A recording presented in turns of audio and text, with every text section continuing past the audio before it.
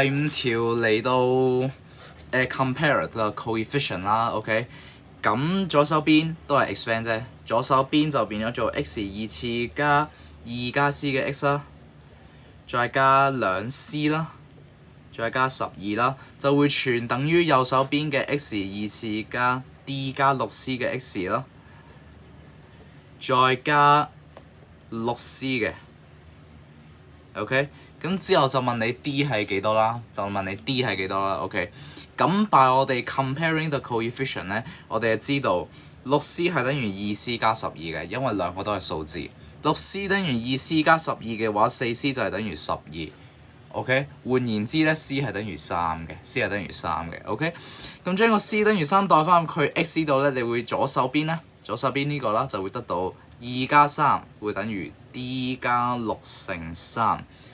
即係5等於 d 加18，咁就計完㗎啦。d 咧係等於-13嘅，d 等於-13嘅。咁答案咧就係 A。